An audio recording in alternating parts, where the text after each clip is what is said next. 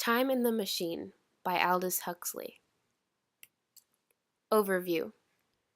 Aldous Huxley wrote this story in order to show readers what a crucial role time plays in our everyday lives. Author.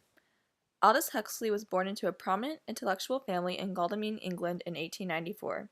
After serious illness left him partially blind as a youth, Huxley abandoned his dreams of becoming a scientist to pursue a literary career.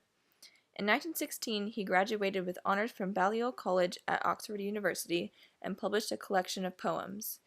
5 years later, he published his debut novel, Chrome Yellow, which brought him his first taste of success.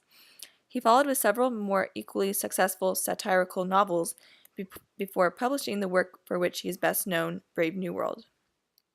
A dark vision of the future, it is widely regarded as one of the greatest novels of the 20th century. Huxley moved to the United States in 1937 and for the rest of his life maintained a prolific output of novels, nonfiction, screenplays, and essays. He died of cancer in Los Angeles, California in 1963. Audience. The audience targeted by Huxley's story is man or all humans. Huxley appeals to his audience through the use of empathy and emotion. For example, Huxley connects with his targeted audience with the association of common ground by giving examples of situations they can relate to. The unpunctuality of the Orient, for example, is appalling to those who come freshly from a land of fixed meal times and regular train service. For modern American or Englishmen, waiting is a psychological torture. Huxley defends his argument with logical, credible, and emotional situations. Another way Aldous Huxley connects with his audience in his story is by utilizing logic and reasoning. For example, the story describes how a man in the pre-industrial age cares little for minutes and seconds. For the man who lives in a pre-industrial world, time moves at a slow and easy pace. He does not care about each minute, for the good reason that he has not been made conscious of the existence of minutes. However, modern mankind is taken over by the concept of time, and Huxley's story utilizes key examples that relate industrial technology affecting modern-day mankind's sense of time. Purpose. Time controls the world. Time tells us everything, from when we wake up to when we go to bed, and everything in between.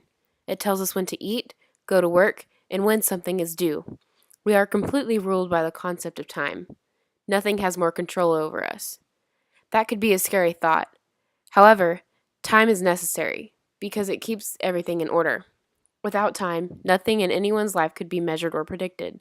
Nothing could be done in an efficient manner, and everyone would be on a different schedule. Time is definitely something we cannot live without. Subject matter. The main focus of Huxley's story is that time is a state of mind. The world no longer controls time, but time controls the world.